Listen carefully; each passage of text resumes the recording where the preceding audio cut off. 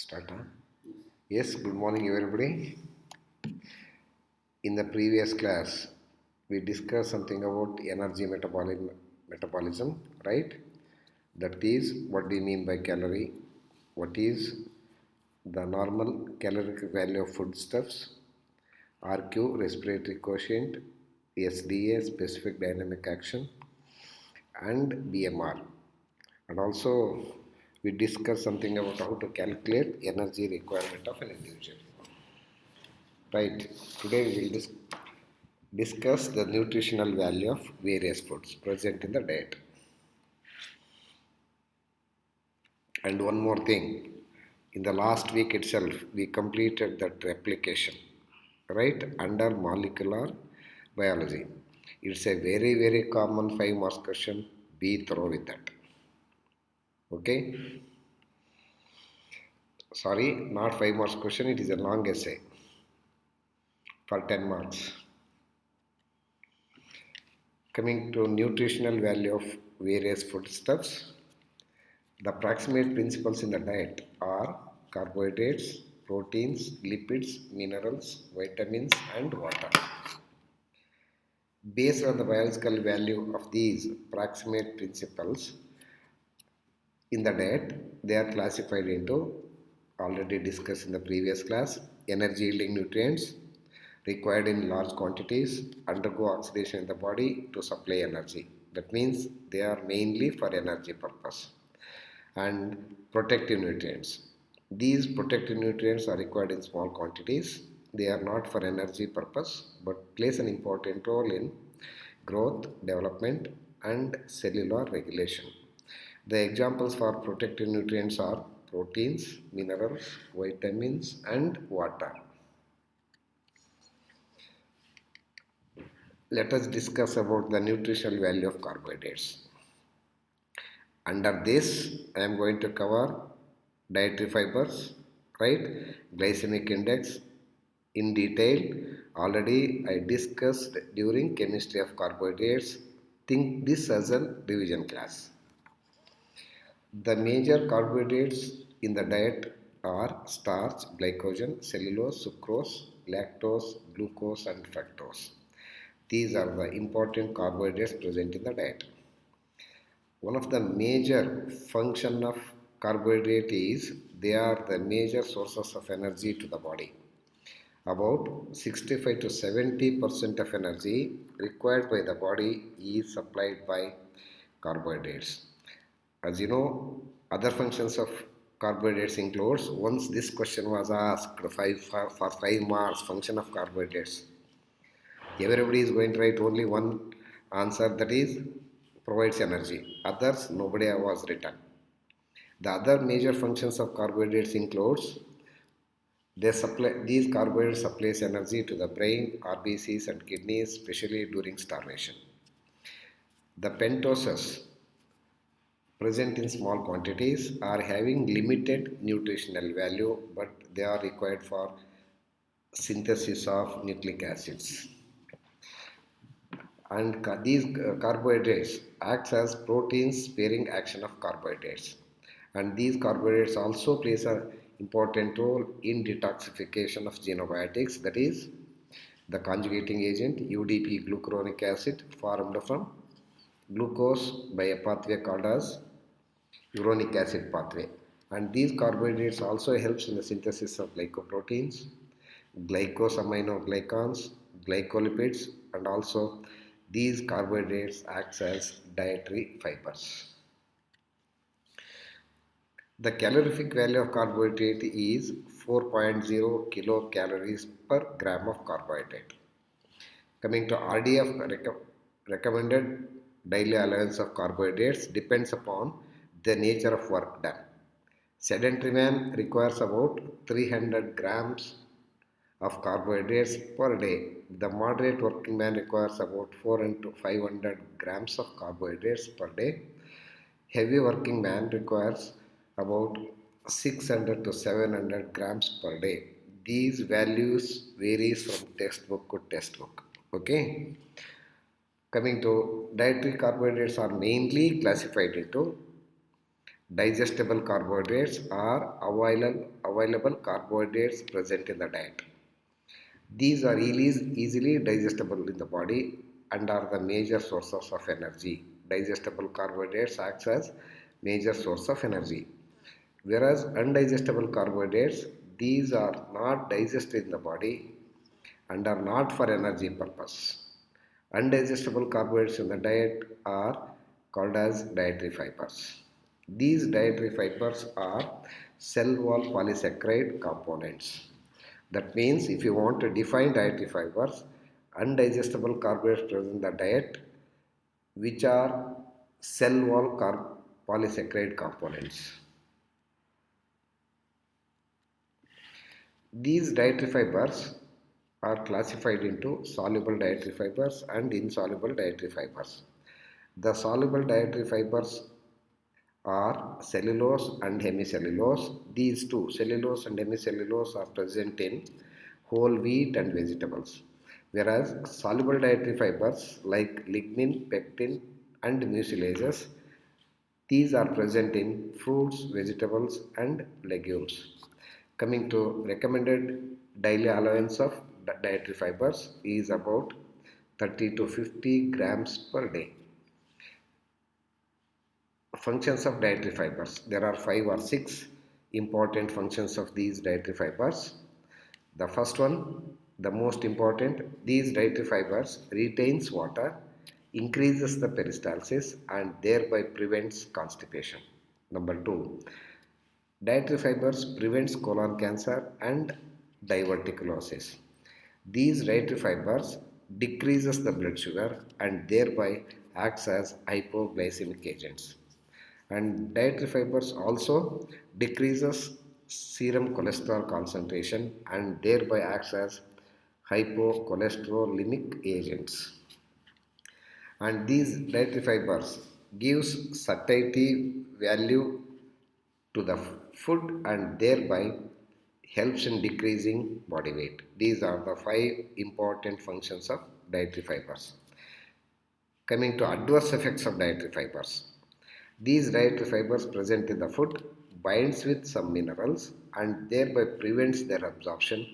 Hence, high intake of dietary fibers leads to deficiency of minerals. Coming to glycemic index, again it was a very common 5 marks question or sometimes maybe 3 marks. Okay, this glycemic index already discussed under chemistry of carbohydrates. This glycemic index is assessed by glucose tolerance test. Glycemic response is assessed after giving a particular diet and comparing it with a reference meal. The reference meal is always 50 gram of glucose. Glycemic index is defined as a ratio of incremental area under glucose tolerance curve after giving 50 gram of test meal to the incremental area after 50 gram of reference meal. And this glycemic index is calculated by using the formula glycemic index equals incremental area under glucose tolerance curve after 50 gram of test meal divided by incremental area under curve after 50 gram of reference meal, that is nothing but 50 gram of glucose multiplied by 100. Coming to importance of glycemic index. Simple carbohydrates, glucose or sugar, will have high glycemic index, but complex carbohydrates like starch will not increase the blood glucose to the same extent and having a low glycemic index because of slow digestion and absorption of these complex carbohydrates. So the glycemic index of carbohydrate is the glycemic index of carbohydrate is lesser than glucose or sugar cane. That means the glycemic index of complex carbohydrates is lesser than glucose or sugar cane.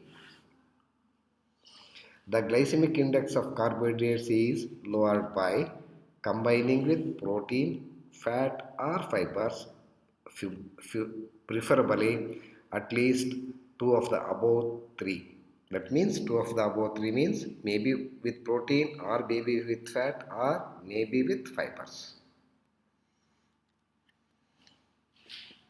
The glycemic index of some of the foodstuffs like potato is having a high glycemic index of 80 to 90.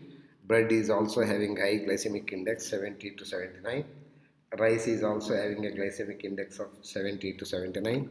Whereas banana is having a glycemic index of 60 to 70. There is some typing mistake. Beans and peas are having a glycemic index of 40 to 49. Milk is having a glycemic index of 35 to 40, and ice creams also having a glycemic index of 35 to 40. Although ice cream containing a lot of sugar, ice cream also containing lot of sugar, it has low glycemic index because it contains a lot of fat which prevents absorption. Thus, ice creams can be occasionally consumed by diabetic patients. Hence, the glycemic index of carbohydrates is considered in prescribing a diet for diabetic patients. Coming to nutritional value of fats or lipids. Again, it is nothing but already we discussed all these things what I am going to tell now. Okay, lipids are macronutrients and they provide about 20 to 30% of total energy required by the body, whereas carbohydrates provides about 60 to 70% of total energy, and these lipids provides about 20 to 30% of total energy required by the body. The ketone bodies supplies energy during starvation, whereas triacylglycerols are the storage form of energy stored in adipose tissues, supplies energy during fasting. Right. Other functions of lipids includes some of the important functions of lipids are they are structural components of cell wall. They protect internal organs, gives palatability to foods, acts as insulators. They plays an important role in blood coagulation. These lipids are necessary for synthesis of prostaglandins, and lipids plays an important role in vision, and also the lipids are necessary for growth and reproduction. Coming to dietary sources of lipids, dietary sources of lipids are of two types, visible fat and invisible fat. The example for visible fats are, that means visible fats means fats consumed as such are called as visible fats. For example, butter, ghee and oils are visible fats. Invisible fats means the fats present in foods are called as invisible fats. Example for invisible fats are egg, fish, meat, cereals, nuts and oil seeds. The recommended dietary allowance of lipids for adult man, it is about 20 grams of lipids per day. During pregnancy, the requirement is about 30 grams per day, and during lactation it is about 45 milligrams per day. And these lipids are the only sources of essential fatty acids. These essential fatty acids, a very common 3 marks question, or sometimes they may ask for 5 marks question also. Be thorough with this. Of course, it's a very simple answer. The essential fatty acids are the fatty acids which are not synthesized in the body and should be supplied through the diet. Examples for essential fatty acids are linoleic acid and arachidonic acid. The linoleic acid is 18 carbon fatty acid having 2 double bonds. Linoleic is also 18 carbon fatty acids having 3 double bonds, whereas arachidonic acid is 20 carbon fatty acid having 4 double bonds, and this arachidonic acid is often considered as essential fatty acid, but it is synthesized from linoleic acid in the body. So better write all the three: linoleic, linolenic and arachidonic fatty acids are the three essential fatty acids. Coming to the sources of fatty acid. The rich sources of fatty acids are sunflower oil, safflower oil, cottonseed oil, groundnut oil, and peanut oil. Whereas coconut oil is a very poor source of essential fatty acids. The recommended daily allowance of essential fatty acid is about 5 to 10 grams per day. Some of the important functions of essential fatty acids are: they are required for growth and reproduction. They are the structural components of cell wall. In these functions of essential fatty acids, you can include all the functions of polyunsaturated fatty acids, because essential fatty acids and omega fatty acids are nothing but polyunsaturated fatty acids. So, the main function of essential fatty acid is they are required for growth and reproduction. They are structural components of cell wall. These essential fatty acids, especially arachidonic acid, acts as precursor for synthesis of 20 carbon compounds eicosanoids, which includes prostaglandins, prostacyclins, thromboxanes, and leukotrienes. So these 20 carbon compounds eicosanoids are synthesized from arachidonic acid, essential fatty acid. And these essential fatty acids also helps in decreasing plasma cholesterol level, and thereby acts as hypocholesterolemic agent. The one more major function of these essential fatty acids are they helps in preventing fatty liver by acting as lipotropic factors. The one important polyunsaturated fatty acid, or it is also called as essential fatty acids, that is called as docosahexaenoic acid. In short, it is called as DHA, a very common bio question. Formed from linolenic acid. It is formed from linolenic acid, present in high concentration in retina, and it is required for normal retinal function. This DHA, docosahexaenoic acid, is rich in fish oils, belongs to omega-3 fatty acids necessary for development of brain and retina. Deficiency of DHA, docosahexaenoic acid, causes retinitis pigmentosa. Coming to omega fatty acids, a very common 3 marks question, or maybe asked in Viva also. Omega fatty acids are nothing but polyunsaturated fatty acids. Examples, of course, there are different groups or family of omega fatty acids like omega-3 fatty acids, omega-6 fatty acids, and omega-9 fatty acids. The omega-3 fatty acids are linolenic and timnodonic acid. These omega-3 fatty acids mainly present in vegetable oils and fish oils. The omega-6 fatty acids includes linoleic and arachidonic acid. These linoleic and arachidonic acid are present in vegetable oils. Whereas omega-9 fatty acid, omega-9 family fatty acid, that is oleic acid present in vegetable oils, not in fish oils. These, coming to functions of omega, one or two important functions of omega fatty acids. The omega-3 fatty acids, especially omega-3 fatty acids present in fish oils, decreases plasma lipoprotein, VLDL and HDL concentration, and thereby decreases the risk of coronary artery disease, and also prevents platelet aggregation, hypertension, and also helps in prevention of hyperlipidemias. And one more important function of these omega fatty acids plays an important role in growth, development, depression, mental illness, and also in dementia. Just one or two sentences about lipotropic factors. These lipotrophic factors are the agents which are required for normal mobilization of fat from the liver, or the substances which prevents the accumulation of fat, that is triacylglycerol in the liver, are called as lipotrophic factors.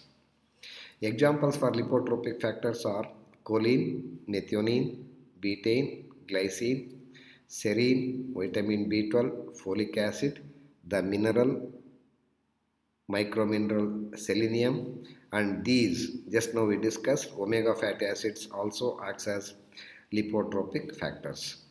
Deficiency of lipotrophic factors results in fatty liver. So these lipotrophic factors prevents fatty liver. Again, it's a very common 3 marks question.